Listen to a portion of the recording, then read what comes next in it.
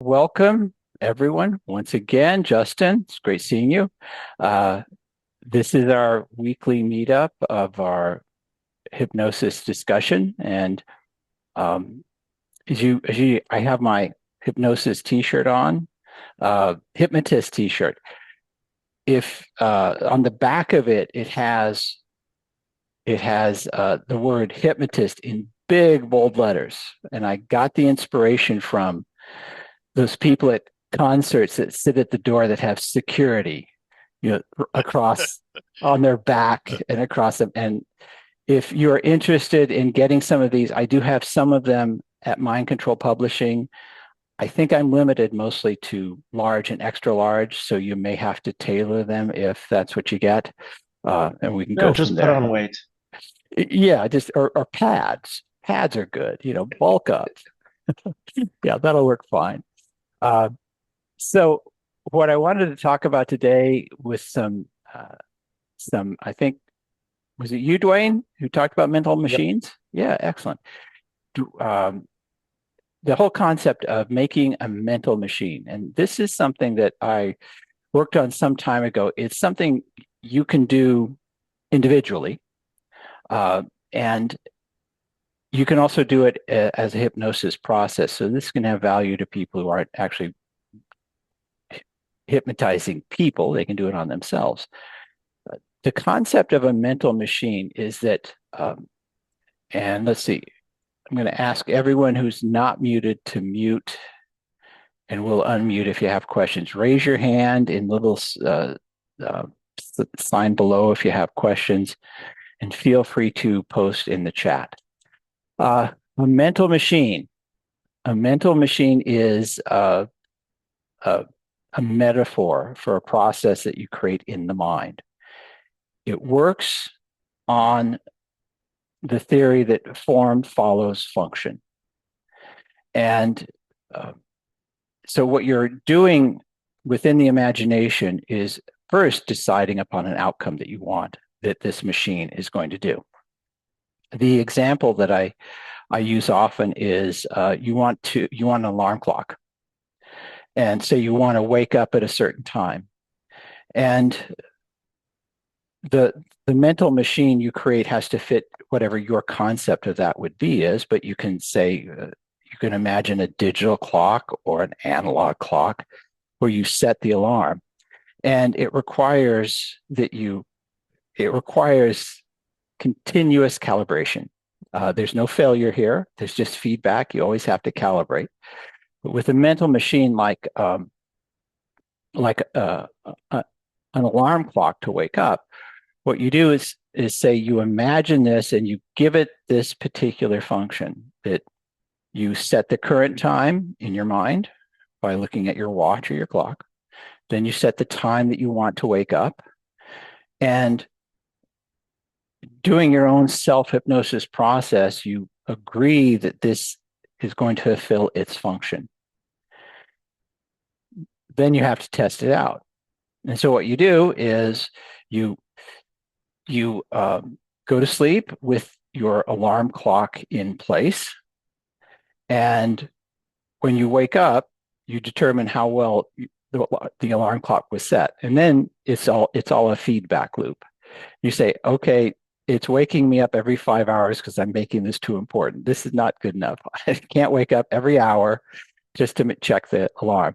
So each time you do this, it gets better and better and better. And every time you acknowledge you're getting closer, you put that in the feedback loop that this is feedback. There's no failure here. There's only lessons you learn from. So from you acknowledge from the feedback the process you got. Now, this can work in a whole set of different areas. The I guess one of the things that comes to mind is, say, the ability to generate confidence at will. And you first have to determine what that means, and then create some sort of mechanism in your mind that's going to remind you of that and then set it into place. For confidence, it's good to have sort of a function, or at least an understanding of what that means physically and emotionally for you. If I'm building confidence in someone else, I say, first of all, you have to stand comfortably tall. And that means your head has to be over your heart is over your hips, and you're doing it with the least amount of effort. So there's a comfort. And then additionally, it's about moving slowly, not urgently, because people who are confident, they feel completely safe in their environment, so they're not protecting themselves. It involves a sense of relaxation and probably an awareness of the outside world, not what chatter is going on in your head. So now you have to create a machine, uh, a figurative machine in your mind to do this. It could be in the form of a computer program. It could be what's it called? A Goldberg device, or one of those machines that has all sorts of contractions. Yeah, and Alex said something, not, don't confuse moving slowly with laziness. It means moving with comfort, as though you're in control and you're safe and you're just experiencing the world and enjoying it. So the first step in setting it up is imagining it and then running it through your mind. So you're doing sort of a test run, and you do this in your own sort of self-hypnosis process. Once you have it, you test it out and you initiate all the changes this machine is supposed to begin. And you practice that several times mentally. Once that's set up, you agree upon the conditions, the if-then, where this machine is going to take place. So when I walk into a room that has more than 2 people in it, I immediately have this sense of confidence. And again, you test that mentally in your mind and you practice it over 3 or 4 or 10 or 100 times. And then you have to go out and test it. And that means putting yourself in the environment. And the first couple of times you do this will have to be intentional, because it's like you have to put your fist on the button. You have to hammer the button so that it sets off. You can do this by creating a trigger, by creating a gesture, some sort of anchor to begin that, but you can also do it by just a mental word that you say. And so this can be applied to a lot of different examples. I'm going to ask, let's sort of brainstorm here of some ways that, some needs where a mental machine could be useful. Anyone can either raise their hand, unmute themselves, or post it in the chat. Anyone? Okay, Alex. You're still muted, Alex. And I think I'm okay now. There we go. Okay, well, I've used a number of different techniques for triggering a response, and one of my favorites, the one that the subjects usually like, is to tap the back of the hand a couple of times, and usually project images of the sort of people that they think are incredibly, um, potent. Let's use that term. And then images of John Reese or David Tennant as the 10th Doctor, or Ncuti Gatwa as the 15th, because he was amazing. Or for some people, the blonde who sort of dresses in gold in the Dior advert, the one that sort of slowly saunters towards you like a supermodel. So images of supermodels are also there as well. But if the person can project that sort of a walk, usually one of the components of the machine, it would involve being able to swing the hips and then sway the shoulder blades.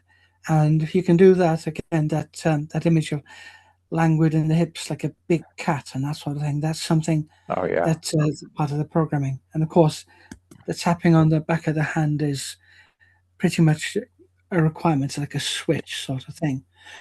And then after a while, they kind of never bother with that. They just automatically let the machine come through when it becomes habitual, when it becomes Right. practice. And then there you go.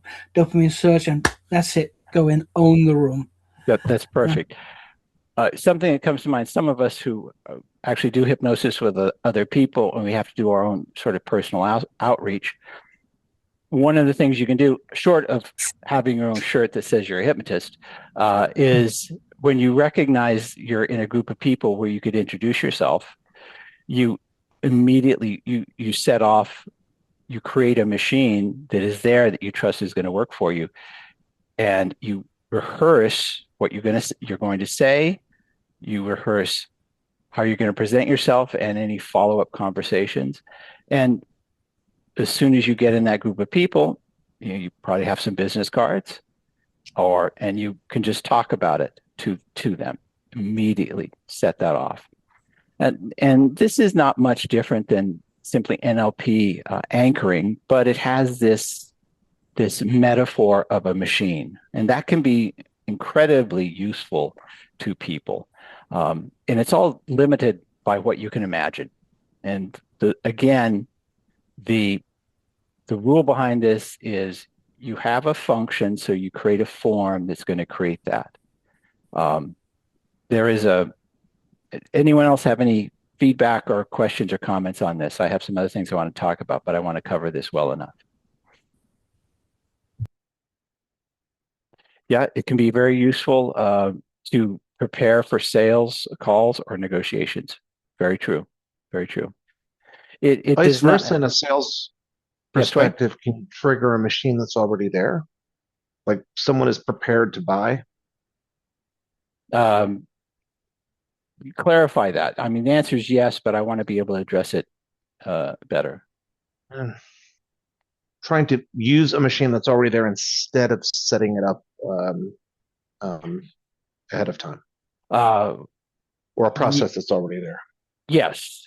If the process is already there, the machine is likely already ingrained. It's already a part of you. So that's a good distinction. The importance of the mental machine process, though, is the setup beforehand. So you have to recognize where this particular mental machine is going to be useful for you, where you don't already have it. And again, it just requires the practice. Does that answer your question, Dwayne? Yep. Thank you. All right. Very good. Very good. Okay, so I'm going to sort of skip forward to the part that's in my manual called The Repair of the Mind. And I usually put this in the third session, and it needs to be in a session where someone is already trained to be good in hypnosis, because the more they practice, the better they respond to hypnosis and the deeper they go. And so in the third session, it is I talk with them about having created already some success, which they usually demonstrate by the third session, and that there may be some things that need to be changed.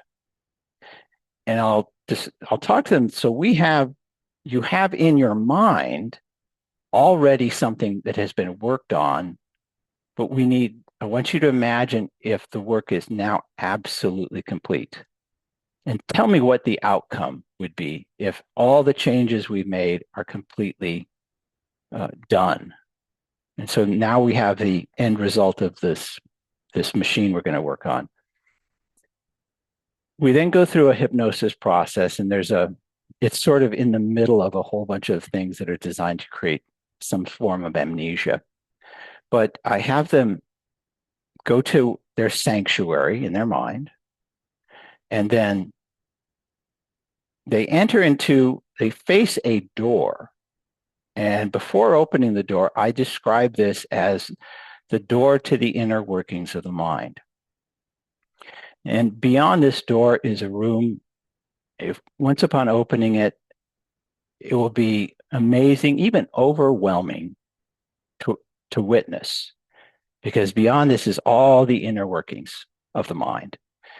And so I have them open the door first and witness it and notice what it's like to look into this area of the mind and set it in their mind that they're going to find that part that we're going to complete working on.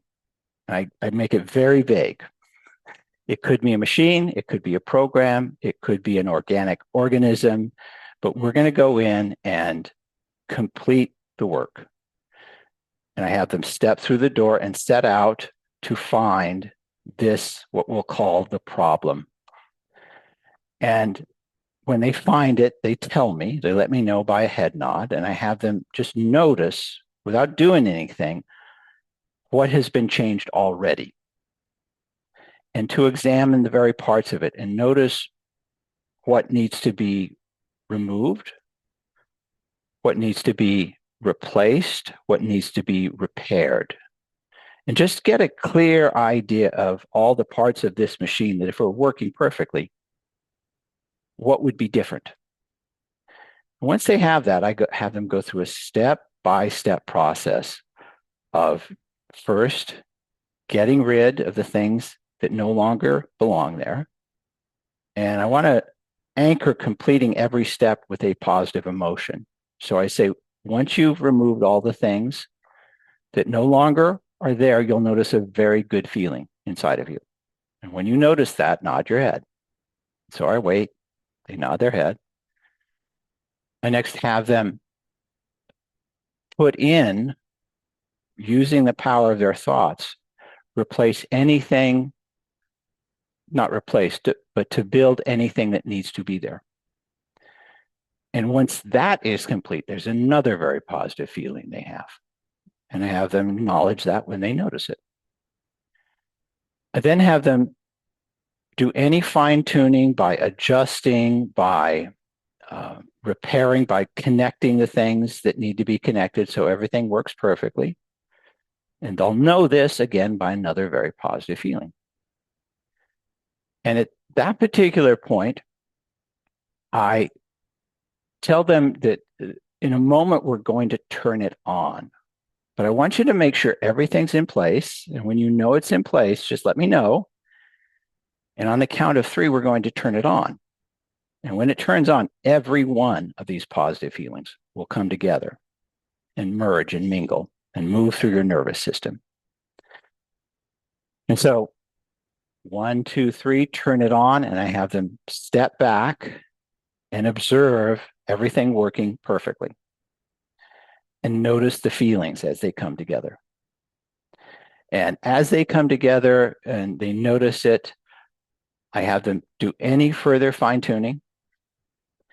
And then I have them, once they're done and they know it's working for them and they can feel it working for them, I have them leave the inner workings of the mind and close the door.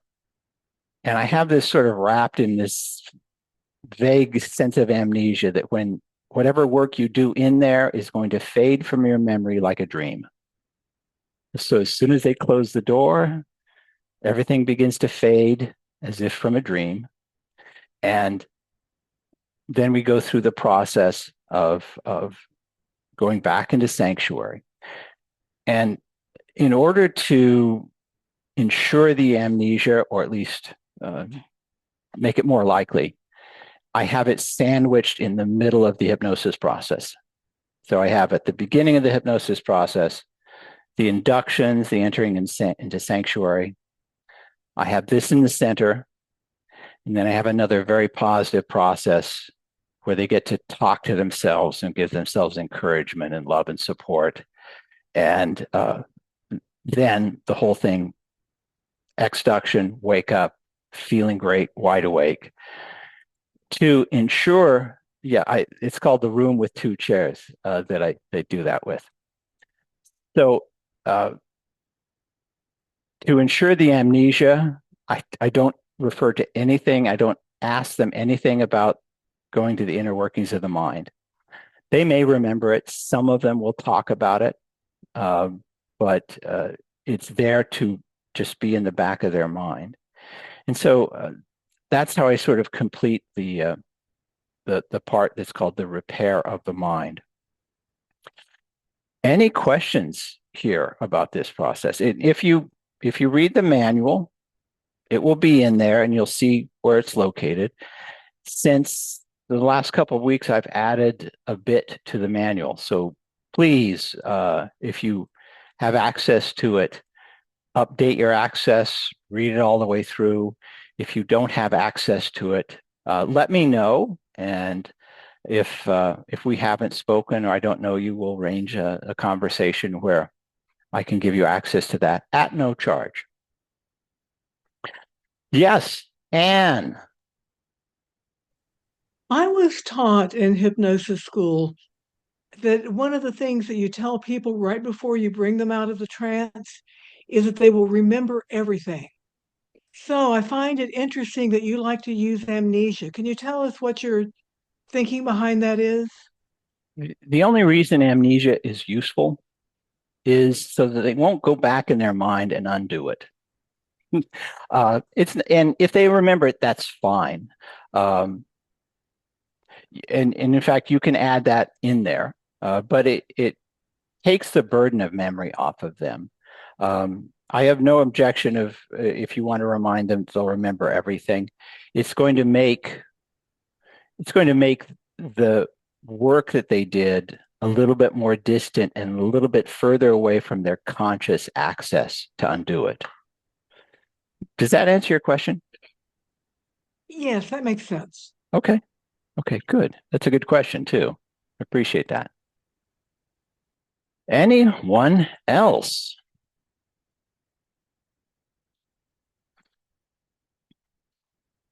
Okay.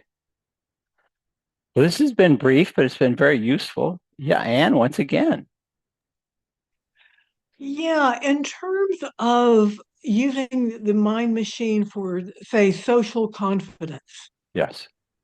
I I wasn't really clear with the explanation you gave earlier about exactly how we would go about something like this. Okay. Well, um,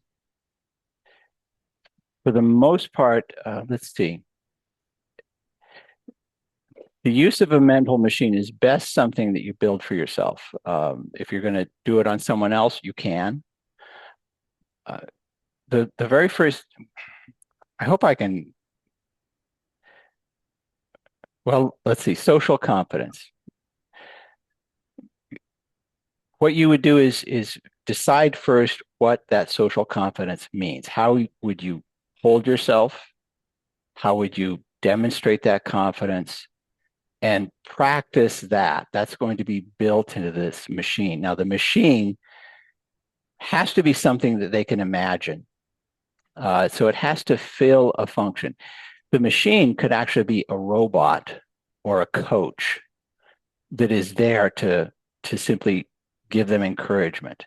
But with practice, you build that machine so it's there when you need it. I'm not sure if that answers your question, Anne.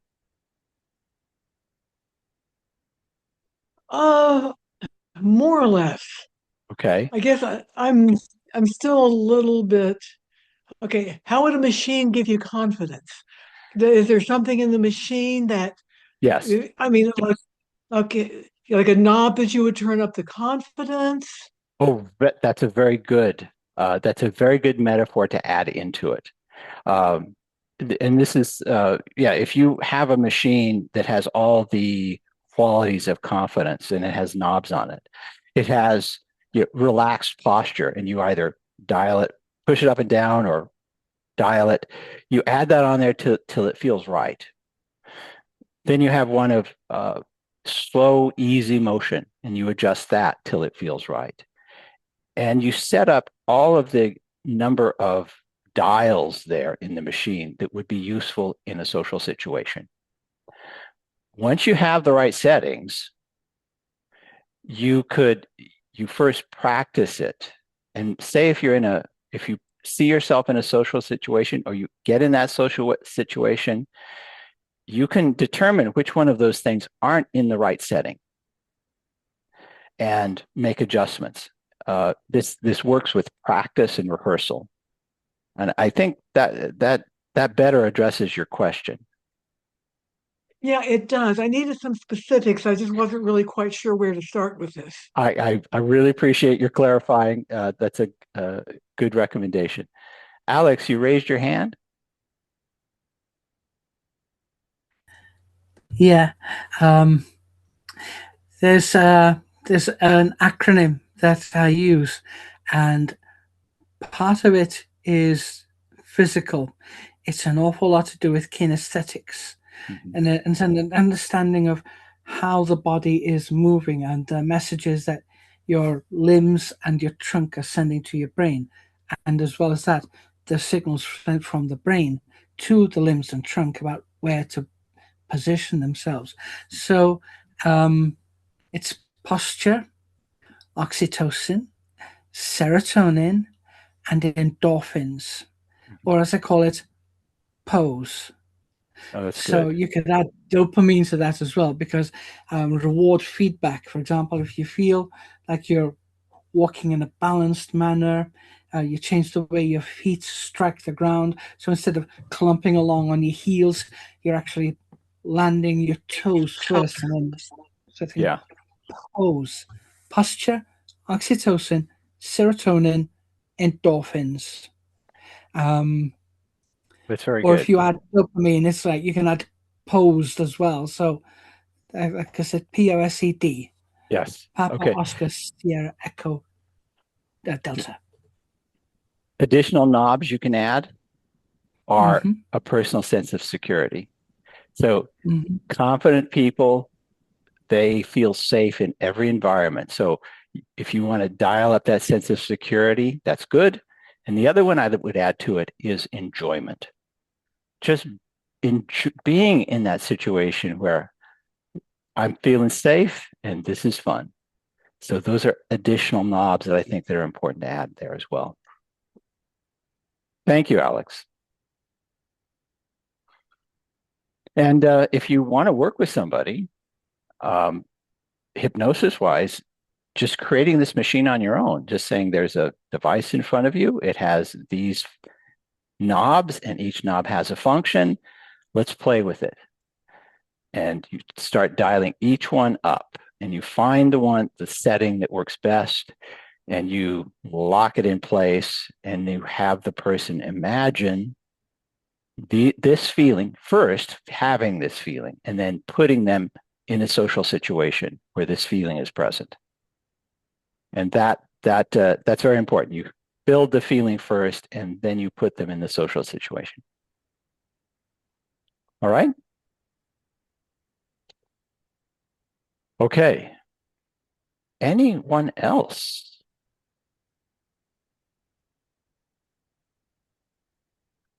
Okay. Well, this has been fun. I'm glad you inspired me to talk about mental machines. There is on mindcontrolpublishing.com an audio of how to make a mental machine. I don't know how much it costs. I think it's like $19. So it's there to give you the instructions to do it. Uh, it's been very useful for a lot of people. So, um, any other questions, comments, any observations?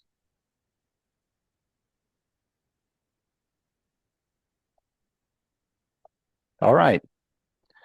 Well, guys, thank you so much. Again, I have hypnotist t-shirts available at Mind Control Publishing.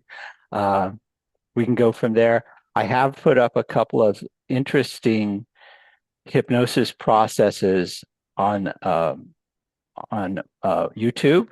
I'd like you to experiment with those. Go to just search for David Barron Hypnotist, and I have a playlist of free hypnosis processes. And so I'm trying to put one up at least once a week, every couple of days if I can. All right. If you're listening to this on YouTube, I need your feedback and I want to hear about it. Like, subscribe is what they all say. So that's always pleasant. And you made some time to be here. I deeply appreciate it. We try and have this every Friday at it's 5 o'clock Eastern time. And I make it available on YouTube if you can't attend. So guys, Thank you so much. Because you're here, you're not somewhere else. And so you sacrificed to be here. I deeply appreciate that sacrifice, and I mean that sincerely. This is my closing tagline, but I do realize you had to take time to be here, and I really appreciate it.